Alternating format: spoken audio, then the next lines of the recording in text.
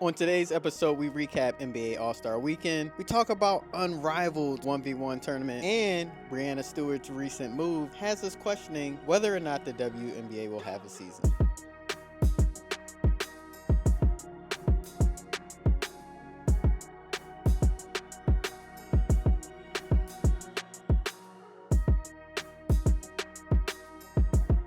Welcome back to another episode of From the Rafters Pod. Podcast about changing the way fans talk and think about basketball in a world full of media mess. We're here to talk about the data, the evidence, and informed opinions. I'm Kev, she's Dev. Welcome back. So it was my favorite weekend of the year for Dang. two reasons. What? Nothing. What? Nothing. Have you seen that clip where like the guy went to the Super Bowl? He was like, "This is the best day of my life." And he's with his wife or something? Yeah, and the wife was like, "You know, we've been married. We also got engaged. We also had a child." Yeah.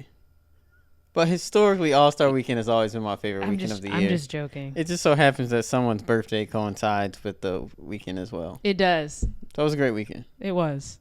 What was your best part? Well, best part in general or best part of All-Star? I do want to share why I have this sitting here. Yeah. If that's what you're alluding to. Yeah. Okay. So, this, as you can see, is a signed Isaiah Thomas jersey. Front and back. And I was thrilled. I was shocked. This was sent to me for my birthday. And I could not be more grateful. So, it's just going to sit here with me because Kevin has had all these signed jerseys. You know, all this luck that he gets. And he has all these jerseys hanging. I know there's only one right now, but he has another one. But now I finally have one. And, you know, it's the one in my poster. So I'm thrilled. Great birthday gift. Happy for you. Thank you. You called mine luck. We worked. I worked for mine. You did. No, I'm sorry. Okay, not luck. Luck was the wrong word. Like in the wild, basically. Yeah. Like you went out and got yours. Yeah, it's a grind. You know, a lot of times I'm standing amongst a sea of kids. At least you're towering over them. Yeah, I gotta swallow my pride sometime and not think about how funny I might look to some folks. But you know, it's you good. Got your jersey. Hey, yeah. And now I got mine. You got yours. I'm so happy. Yeah, that's a cool one. I'm so excited. It's a cool one because it was mailed to you. Yeah. Yeah, awesome. But going back to this weekend, it was All-Star Weekend. Yeah. A weekend that usually comes with high anticipation for me. But in recent years, I was like, I don't really care. Yeah. Well, the problem was I tried to care, and there were a few things that like made me care, and then I was disappointed. So like I was like, yeah, I'm gonna watch, and then it was like, okay, this sucked again. Like Really? for the past 4 or 5 years in a row, I feel like. Mine is, I don't know. The dunk contest in the last few years has been decent though, with Mac McClung. Yeah, I think overall All-Star Weekend was better this year than it has been. Absolutely. But it still needs some work. It's still not what it used to be. The game itself was great. Yes. Like Sunday was great. Yeah. That's what I will say. That I think that was the best. One thing that I was happy with was the return of the shooting stars competition. That used to be one of my favorite competitions growing up. Oh, wow. Because they used to incorporate like, you know, a current player, you know, a retired NBA player, a WNBA player. And so like that was cool that they used to have it that way. No WNBA players participated in All-Star Weekend at all this year. Which was wild and dumb. No, it's probably, they probably did that on purpose. You think? Oh, you think the women intentionally were like, no? Yeah, probably. Because they didn't even do the celebrity game. Yeah, probably. You think it's because of CBA? Yeah. Oh, okay. Yeah. I thought they weren't invited.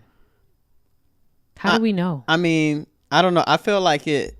Yeah, I don't know. Because time will tell. We'll find out some stuff. I didn't like I felt like dating back when Sabrina did the 3-point thing with Steph, I was like, okay, they should have somebody come to the women's and do a similar type of All-Star Weekend last year and do a similar type of something there, and they didn't have that. I don't know. Did they not have budget? They don't have budget to pay their players. That's what they claim. I think it's just because of the ongoing the conflict. CBA negotiations. Yeah. Makes it's sense. like we're going to sit this one out until we figure this thing out. Makes sense. I still think stupid. I feel like the WNBA players should be a part of All-Star Weekend. Regardless, maybe they didn't want to. No, that's fair. I'm saying if it was not their choice. Oh yeah, if it's not their choice, then that's crazy. Yeah. You should at least offer or, position it for sure. Even the celebrity game, they're always in that. Yeah, even though players don't give them the ball, which is crazy. Yeah, y'all. But yeah, I'm happy they brought the shooting stars back. The Knicks had an unfair advantage. Like I agree. Yeah, I think they can tweak. I said that. I think they can tweak it. One, you shouldn't have a former NBA player be the designated passer because he was Rick was zipping them things. Like they was like zoom. But it's also like they're also used to that. Yeah, because they practice with him every day. Exactly. They know exactly where he knows where to throw it. Passes in front of them. On time, on target, textbook. Absolutely. Yeah. And then you got Anthony Anderson. Yeah, who could barely throw it from like across court. Like he was throwing it from the wing, far. And it was bouncing at the elbow. It wasn't even making it anywhere. He was doing his best. He was throwing double bounce passes. But one thing I wish that they did do. One, I wish again each passer was like some sort of celebrity because I think that can make it fun and exciting. Yeah. Oh, because Drewski, yeah. Yeah, and I thought they should have mic'd them up. Like Drewski should have been mic'd up. Yeah. Anthony Anderson should have been mic'd up. They should have grabbed Kai Cenat and one other person and just mic'd them up because I think their commentary throughout was probably hilarious. Yeah. Like when Drewski threw the ball into the stands, I can only imagine what he was saying. Because in past years they've had even like Kevin Hart come and do something. Yeah. And have the mic. When he was in his prime, he was almost like the face of All-Star Weekend almost. Yeah, I agree with that. The dunk contest, how did you feel? I gave it 6.5 out of 10. Okay. That might be a little high. I was falling asleep on it too. So this is my thing. Draymond Green made some comments about bringing G League players up to the dunk contest and how he was frustrated because nobody wants to see that. Well, I do think that I'd pay to see Matt McClung. Yeah, I do think that some players, yes, I'm not going on there to watch them, but if I'm watching All-Star Weekend and the person who I think he won 3, correct? Is a G League player, then I don't care that he's a G League player. He brought the excitement. He did for 3 years, and then you felt the absence of that this year. I don't know what the heck Jackson Hayes was doing. What was he doing? I've seen him do, and it's not just because I don't like him, but I've seen him do better dunks in game. Yeah, well, the first dunk he did was like a in-game layup line dunk. Yeah, what's going on? Yeah, he didn't understand that assignment. How? Yeah. I don't have much else to say. Yeah, I thought the dunk contest was okay. Like they did, like having Vince out there, having the players kind of come out one by one and then doing their first dunk.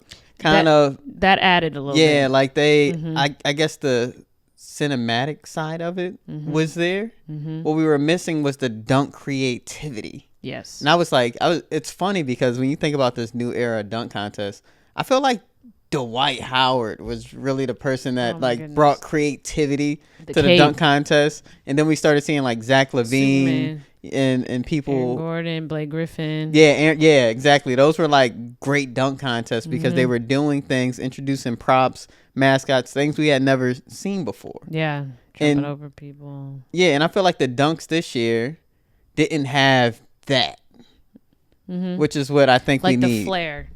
Yeah, and especially when you have like, now if that was some of our superstars doing some of those dunks, maybe it has a different effect. The jury's still out on that, but I think we really need like the ultimate dunk contest. Yeah, I'm like confused. Why do people not want to do it anymore? All right, Vince Carter talked a little bit about this, and I think it's great that we have Vince. I agree. And T-Mac. Peacock crew? They're with Peacock, right? Yeah. Yeah. I think it's good having them close to the game because, one, Vince is like Mr. Dunk Contest. Agree. Right? And he's like, he wants the dunk contest to return to its heyday. And he's like talking to players, and I feel like Vince is determined to get us some superstars back in the dunk contest because even guys like, I heard VJ didn't want to participate, and I'm like, man, that's crazy, but I'll circle back to that. Jalen Duren would have if he didn't hurt his knee. And Vince was kind of saying that, like, compared to the past, the dunk contest no longer guarantees like a reward for players. Like they have more to kind of lose than to gain. And I think part of that has to do with like, one, we live in a social media era. So if you botch a dunk like Jace Richardson did, you're like a meme within seconds. Right. And so like, I feel like that's a part of it, but I also feel like there's a disconnect between kind of like the reality versus what players think the downside is. For instance, if you think losing a dunk contest or performing poorly is really going to impact your legacy, like think about it. No one talks about MJ winning twice when you talk about him in the GOAT debate. When you're having a GOAT debate with LeBron, you're never talking about, oh, well, he never did the dunk contest. Only like stupid people bring that up because it's like so irrelevant. Like Kobe won a dunk contest before, but when we're talking about his greatness, we don't really think about him competing in the dunk contest. And that's back when the All-Star was at its peak. Right. And then like, just throw this out there. Paul George competed in it twice. Mm-hmm. We don't really think about the dunk contest in terms of these guys' legacy. Agree. So these players really don't have as much to lose as I think they may believe they have to lose with the dunk contest. Yeah. I also think it's interesting that the person who had the least amount of prep time won. And yeah, that is interesting. I think he took Jalen Duren's spot, and he had, 2 days? Mm-hmm. Okay. And you know what else I need people to stop doing? I need people to stop blaming the decline in the dunk contest on LeBron. Because Vince Carter said that back in the 2000s, the NBA came to him and they were like, yo, we're going to pay you, T-Mac, Bron, and Kobe $1 million to do the dunk contest. And and it sounds like it was to do it, like just participating. Mm-hmm. And Vince was like, I'm in if the other guys are in. Mm-hmm. Apparently none of the other guys were in. It was only Vince. Like even T-Mac didn't say like, oh, he was down to do it. Kobe apparently wasn't down to do it. And Bron wasn't down to do it. So we got to stop saying LeBron ruined the dunk contest. Because there's two other people that we can point the finger at here. Yeah, that's interesting. And like you can try to say LeBron is almighty, but like there's a whole Kobe mob of people that like, sure, he's done it before, but he didn't do that one. So I don't think it's fair to blame him solely. We can't blame one person when there's been multiple years of people who should have been in it, could have been in it, known for dunks since that era, and they have not even been close to it. John Morant, Zion Williamson, who else? I'm glad you mentioned those names because I was just thinking about, I'm like, those are people that are like, you watch them and their textbook should be in the dunk contest. Yeah. So I thought about the ultimate dunk contest and like, I'm thinking about like the ultimate posterizers. Oh. I'm like, John Morant needs to be in the dunk contest. I think that goes without saying. Ant-Man is on my list. Okay. Because I'm like. VJ on my list. Like if you're trying to put people on posters, you need to be in the dunk contest. Yeah. My thing is, y'all are doing the dunks already. The fourth person, Zion. He ain't doing shit else.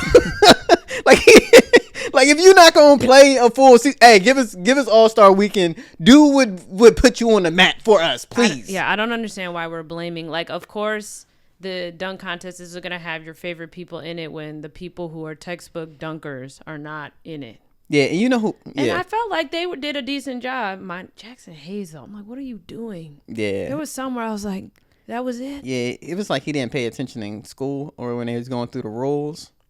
And somebody else did a dunk. I think when the time expires, you can, like, with no time left, attempt one last dunk. Okay. I think that's what Cam Bryant from San Antonio didn't realize. So he did like a little basic. Oh, yeah. Yeah. Well, because my thing is like I've seen him do cool dunks in game. Mm-hmm. So that's why it was so confusing to me what he was doing there. Mm-hmm. So yeah, there must have been some miscommunication.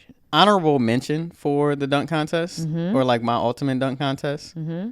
Shaedon Sharpe, and actually because we probably won't get Zion, I think throw him in there because he's another one that can just go crazy with the dunks from Portland. Wemby, I think could be interesting. Like you don't think about that body type, but I think he could, like with the right creativity, I think he could. Yeah, if he had like a. He need Dwight Howard. Said a coach. He need Dwight Howard. Dunk coach. Yeah, because like Dwight, we were all like, "Yo, you're not gonna get excited for a 7-footer dunking." Unless he does something crazy. Yeah, like he can do some crazy stuff. It's gonna because be of his build. It's gonna be like him. It's gonna be like Simone Biles, and then also the guy who's in the Winter Olympics right now doing ice skating, where the level is gonna be so much higher that even other people having a perfect performance, they didn't do that level of difficulty, so it's not gonna be as many points. Like he could be that in the dunk contest. Yeah, and then the last person I said, just thinking about a Wemby, it's like a Giannis. Because I just feel like those guys can fly. It's like, and he also has the fun personality, I think, you know. He'll do something. He'll throw his kids in there. Yeah, he can introduce. I'm like jump over 12 people. Like come on, give us something. Yeah. But yeah. Now to the most exciting part of All-Star Weekend over the last several years, the 3-point contest. The 3-point contest was good. I think, is it Khan Knibble? Yeah, I think that he just needs another year after going up there and getting used to it, because that was his first time, and I just feel like that's a different type of situation when it's your first time. And I'm blanking. I know he did great in the first round. Did he make it to the second round? I didn't think so. Ooh. Yeah. So I was dozing at first, no, that's and then okay. then I woke up. The person that he's not a sleeper, but I just was like, was Devin Booker. Not that I forgot how great of a shooter he was, but I know, like, he's really one of those people that's a very good shooter that is not mentioned as much in those conversations, but he's been in this, I don't know how many years. I thought he did great. I was just really happy that Dame won. I don't know. I'm biased because I get the Achilles thing. And I also know that, like, recovery for a long while has probably just been him shooting because that's all he's able to do. Yeah. And that's the only thing that he's probably like cleared to do over a certain amount of time. And it was just good to see him come back and shoot and look normal, you know. And like, his sweats. Yeah, that was crazy. The I don't know, his shot looked the same. Like it doesn't look rickety. Like riding a bike. Yeah. And like, Khan made it to the final too. Oh, okay. Oh, that's right. Yeah. He did. He made it. He was the last one in the first round. Yeah, it was right. Like 30 for Booker, 27 for Khan and Dame. Yeah. But he had 17 in the second round. So right, that's where he sat. Yeah.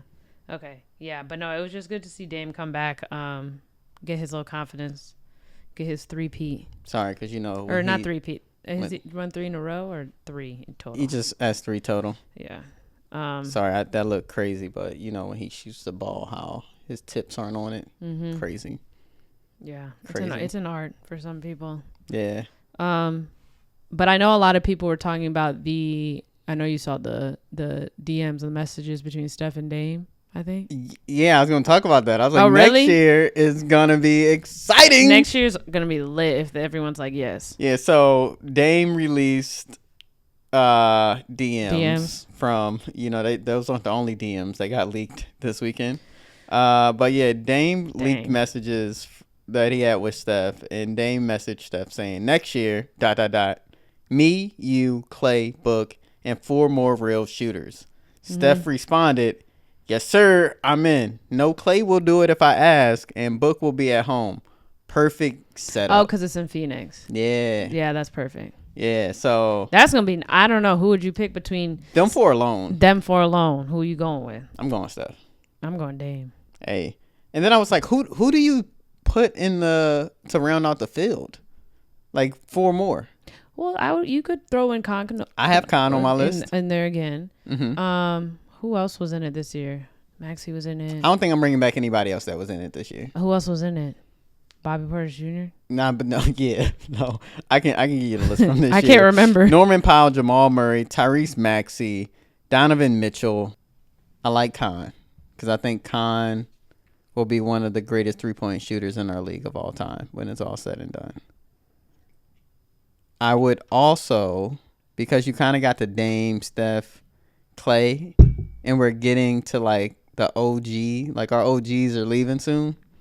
And if you want like the greatest shooters, I think you throw KD in there. Okay. I would love to see KD compete with this group. I also, what about James Harden? I thought about Harden, but he's kind of honorable mention for me. Oh, okay. Who else you got? What would that be? 4, 5, 6. My seventh guy. I want to see Luka in there because he is a tremendous shooter. And here's what I was also thinking about in terms of who I would include. It's kind of shot mechanics, as you hear Reggie talks about it every year, like guys that jump a lot and all that. Luka doesn't have a lot of crazy movement in his shot. So I think he could actually be, have the stamina to be competitive. Yeah. And then my 8th spot, I kind of have a toss-up, or like if you can't get KD, you do these two guys. I feel like because our league is so versatile, you got to have some bigs represented. I was going to say you're going to throw Cat in there? So I have Cat, and I also have Joker. Because, again, doesn't have crazy mechanics. I just worry if, like, he going to be quick enough to get through all the shots, especially with the extra spots they done incorporated. Oh, yeah, them 4 points or whatever. Yeah. But, like, I think that would be a great shooting, 3-point shooting contest lineup. Yeah, that would be. I'd be down. I'm good watching it with just those 4 people that we listed. Yeah. So... And can I say one last thing about this before we talk about the All-Star game itself? Sure. When you talk about the greats in this league and All-Star weekend, right? And you think about, people prove time and time again of how great LeBron is in his, 23-year career? Mm-hmm. When Ron Harper was asked, how does he feel to have both his sons at All-Star and competing with him? Yep. He decided to throw shots at LeBron James. To take a moment. Just forget about my sons. Yeah. Let me just like that I can't control it. I got to get this out of my system. Like, that was such a trash dad response. Like, my dad would never throw shots at anybody when he has the opportunity to talk about how special it is to share that moment with your son. Like, we saw Rick Brunson and Jalen have such a great time together. Why are we talking about it as if this is the first time a son has played? I get it's the first time they played on the same team at the same time, but what? I feel like doesn't it feel like there's more sons of NBA players who are working to be going to the NBA than not? Yeah, and when he said I don't tell my kids what to do, I'm like, I know I hooped because my dad hooped. It's like you kind of see it, right? I can only imagine if my dad was LeBron James caliber hooper, I would have been hooping for real. But I don't think LeBron had to force them to hoop. He didn't have to force them. Both of them love playing. Yeah, did he kind of shape the road for him to end up in LA? Maybe. Jury's still out. But play and love the game. He's another kid who had a dream of playing in the NBA. Yeah, that was just a wild comment. I don't understand. Sorry behind 90s hooper. Crazy. You gotta love the 90s, right? Not too much. Not too much. He was 89, 90. 80. Excuse me. They won. They were still competitive. Yeah, they won the 1990 championship too. Yeah, so. Kevin. Yeah. Thank you. Yeah. Yeah. All-Star game. All-Star game. I am going to roll them tapes back because I said when they announced the new round robin USA versus the world that it's going to be on my birthday. Mm-hmm. And I wanted it to be good. And it was. I was content. Yeah, me too. It was so fun to watch. I wish the final game was a bit closer, but yeah, but it happens. It's one quarter. You don't really have the full game. One quarter out of all of them, I was like, I'm cool. Yeah, I think it was. It was a success for the first time since 2020, which is crazy that the All-Star game has been so bad for so long. Or I guess. I think in all those years, it wasn't terrible, but it was declining, and then it just fell off for sure in the last 2 years. I think that it was the most watched All-Star game since 2011. Wow, really? Mm-hmm. Fun fact, Devin strikes again. Crazy. It's been a long time. It's 2026. Yeah, I 15 years. I really enjoy watching. Guys came out and played. And I think the takeaway from this year is that the format really kind of restored that sense of pride and gave people something to play for. Historically, East versus West really meant something, right? There was a pride to representing your conference. And I was like, why did we lose that? What were you going to say? I was going to say, and then also added they would wear their team's jersey in the color. I think that had a sense of pride also, just because you're representing, sometimes it's just one or two of you. Mm-hmm. So. Yeah, that was apparently the camera battery just got low. So okay.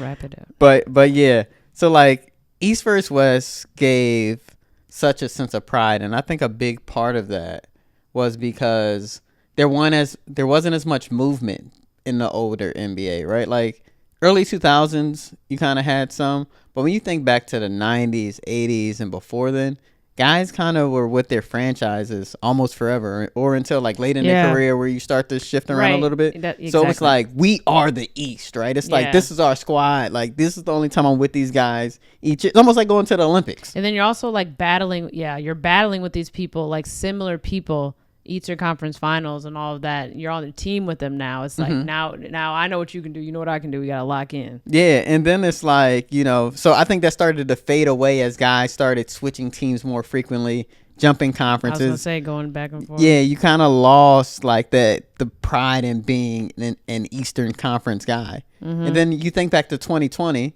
people were playing for Kobe, right? So they had something to play for. Up until this year, when we had... It has been... Like, the format this year gave you an us versus them, right? Whether us is the world or us as Team USA. Yes. And then even in the final game, you still had the us versus them, something to play for. Because it was the... youngins versus the the young guns versus the old heads. Yeah. So that was great. And I think it's something that the NBA probably can run with for another 1, maybe 2 more years. I think so. I think when kind of that old heads phase out a little bit, maybe they can get back to trying to do East versus West. But I think or what if they did it where it wasn't a round robin? Oh no, there's not that many people though. Yeah, I was gonna say if they don't do round robin tournament, but they do East. Oh, you were saying. Okay, sorry. I want to go back to the old. I want to get us back to the old format. I thought you were saying round robin, but instead of USA versus the world, it's East versus West. No. Like, how? I want us to ultimately get back to the old format. Okay. And I think to get there, you kind of need several things to happen. One, I think when the older guys that kind of haven't been taking it as seriously start to phase out a little bit, you got guys like Ant-Man, Maxey, Wemby, those younger guys that are really going to go and play hard and like, they're all kind of up for face of the league kind of thing. I think that re-engineered a little bit. 2, I think just like we kind of had USA versus the world talked about since last season and kind of pick up steam, I think you got to craft a campaign. You got to have a narrative to bring back the whole East versus West. So even when you're interviewing guys in November, December, you gotta talk about it. It's like, I know, hey, you're probably going to be an all-star. What does it mean for you to represent the East? Like, you almost got to talk about it like you're representing your country in the Olympics. The third thing and then also build the competition aspect of it. Also, be like, okay, you just played so and so, y'all were going up against each other. What's it gonna feel like to go up against him if y'all are both all stars? Yeah, and then same energy. Yeah, and the third thing I think that needs to happen is you have to reward the winning all-star team with something. And I've said it in the past.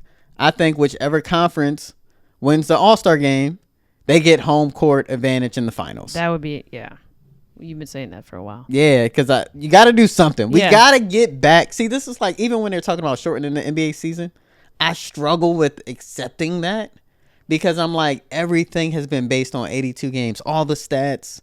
It's like, it's like hard. Oh, like comparing. Yeah, it makes it super, like it's already hard to compare across eras. Yeah. If you shorten the season, it makes it, it's going to be super crazy. And people also struggle with how they're comparing it. Yeah. As well. Yeah. So it was great to see guys play hard in this year's All-Star game. But you know where they always play hard? Where? Women's basketball. Oh, yeah. Can I say one thing about All-Star weekend? Oh, yeah. I just want to say shout out to Kawhi. Oh, my goodness. Because not only was he not selected originally as an All-Star in his city as a current Clipper, but he definitely proved why he should have been out there from the beginning.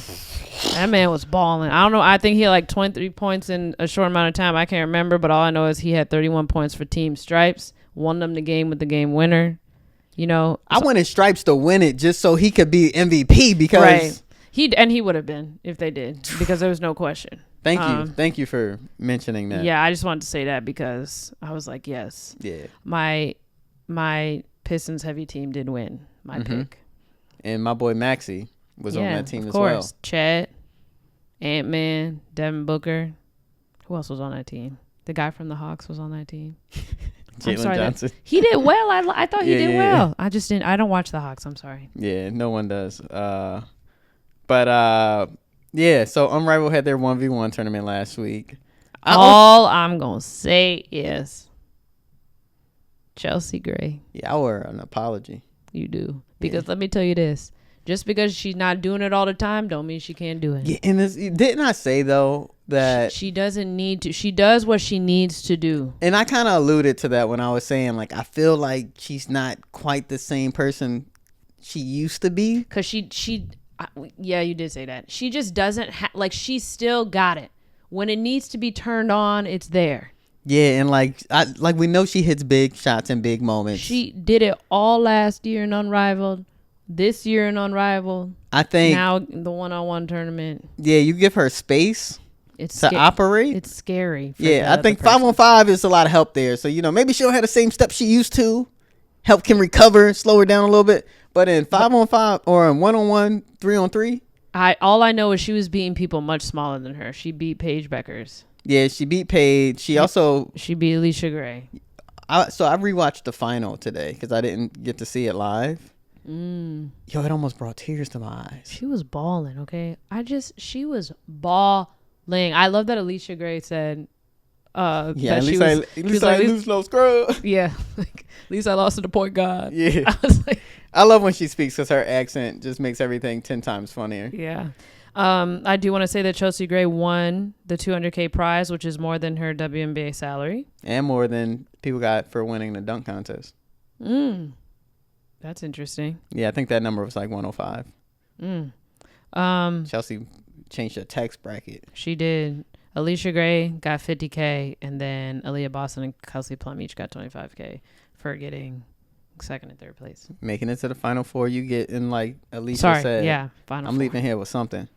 But in that final matchup, all those games were super physical.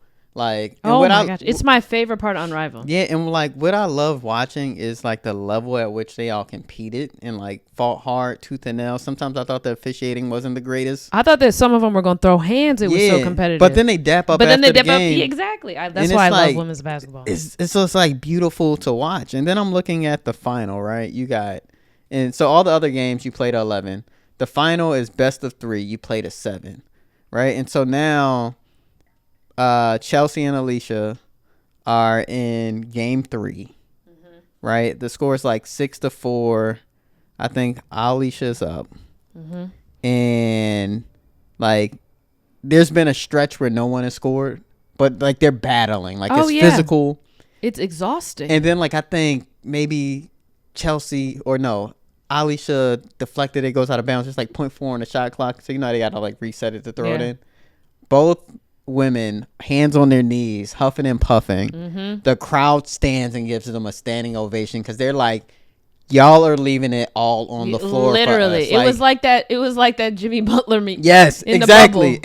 And it was exactly what it was, and they just had to keep going. Also, every dollar that people paid to see that, it was worth it. Every penny was well spent. Worth it. Every line they had to wait in, it was worth it. I don't care. Absolutely incredible, which is why you see Unrivaled having the success it's having. You sent me some stats recently. They're on pace to make $40 million this season, which is incredible. Their revenue's skyrocketing, is jumping up like crazy. Yeah, it's up by 48%. Also, remember, this league is in its second year and it's only 2 months long. Their impressions are up 27%. Merch is up 54%. Hey, guess what? What? Everyone watches women's basketball. They do. Wow, what a concept! Yeah. Also, the Unrivaled tour stop in Brooklyn was announced. They're going to be at Barclays Center on March 2nd. So they're adding another, what do you call it? A travel. Yeah. Satellite spot, pit stop, tour stop. There we go. Yeah, I might have said that already, and but that's gonna be fun. That's exciting. Yeah, to New York. So I know that the turnout there is gonna be. Oh yeah, it's gonna be incredible because that's already a WNBA city. Lastly, I want to ask you how your standings are since this is the middle of Unrivaled. Oh, I haven't even checked. Who is your number one right now? Man. It's so tough because No, also I'm saying who was your number one pick at the beginning of the season in our standings predictions? Did I go with the Phantom in the beginning? I think I went the Phantom. Okay. They're doing pretty well. They're second right now. Yeah, they're second. Laces are first. I went Laces. So I'm happy. Did I go Phantom? I don't know. All right, yeah. But we'll definitely I just am doing a little heat check in the middle of the season. We'll come back and really look at them, go into a deep dive later. But I just wanted to The Breeze are fourth. Yeah. Yeah, I gotta go back and rewatch. We gotta do it before and after. We gotta do a little update. Yes. Breanna Stewart. Wow. Signed a EuroLeague contract to go back to play with our Turkish team, which would kick off in April. What's the timing of that? So their season would start, I think, April, 1 month before the WNBA season starts, like kind of training camp. Mm-hmm. Players, because of the WNBA's prioritization rule, would have to report to training camp by May 1st to not be penalized. And the season would tip off May 8th. So Stewie's also the WNBA PA vice president. So very interesting, right? And then... so I was going to say, so you got the president signed with Project B.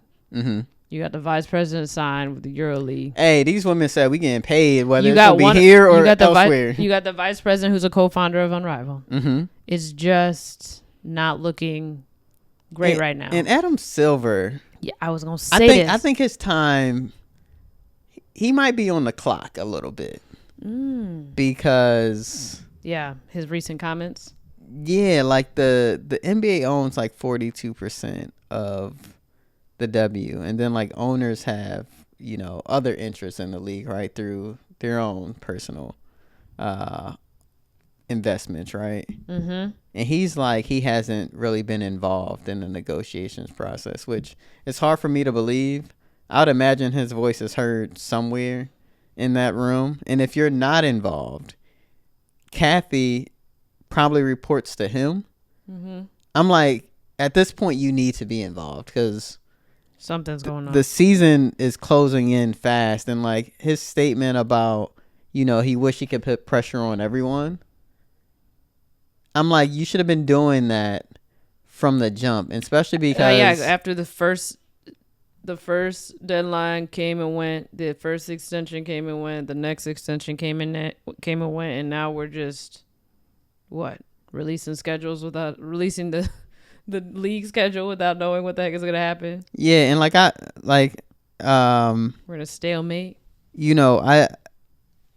For him not to be involved, and I think he would be a powerful voice in the room. Mm-hmm. I think given how much value the women's game presents, like you're seeing it with the growth of the W, you're seeing it with, everyone watches women's sports, you're seeing it with Unrivaled. Mm-hmm. You need to figure out how to make this thing happen. And I was just kind of disappointed and perturbed by that comment, as I think Nneka Ogwumike was when she was asked about it as well. I agree. All I know is Project B is starting this year in November. It goes from November to April.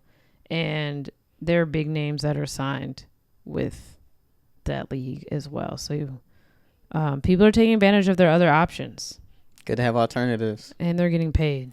Yeah, and I feel like the owners have just felt for so long that because they've had money, they had the control.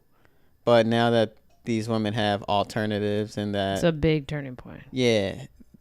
They kind of have... It's kind of been balanced out a little bit because, again, if something happens and all these players go elsewhere, you now don't have a product.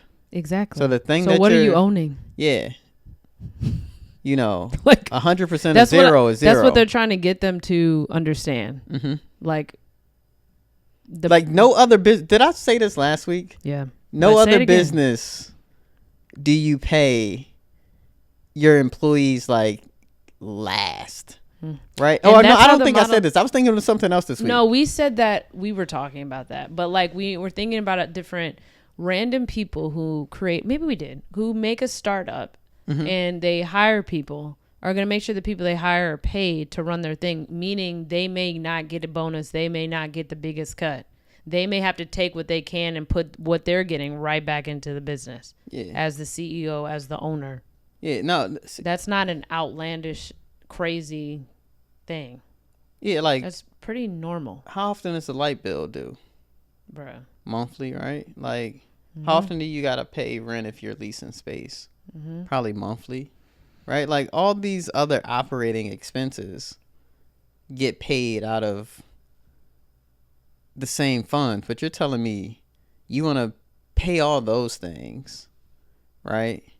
Get down to your net number and then divide that between ownership and the players, and then give players. No, that makes no sense. It's like, makes no sense.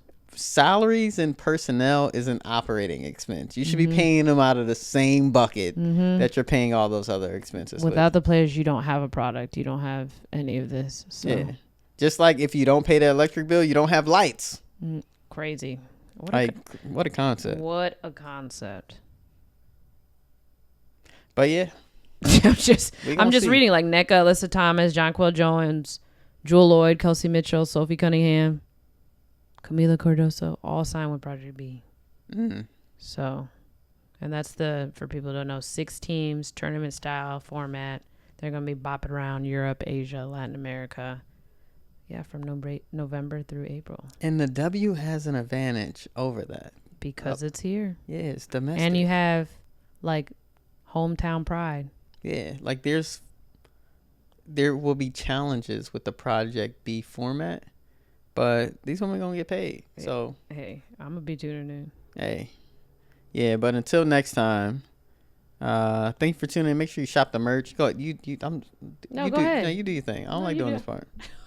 Subscribe, follow us on all of our platforms. Let us know what you want us to talk about. Ask us questions. Shop our merch. New episodes every Monday. This week's just a little bit late because we definitely wanted to cover all of All-Star Weekend. So we'll be back on our normal Monday schedule next Monday. You'll have a special guest. Oh, yeah, we'll have a special guest. Yeah. So we'll see y'all on the next one. Peace.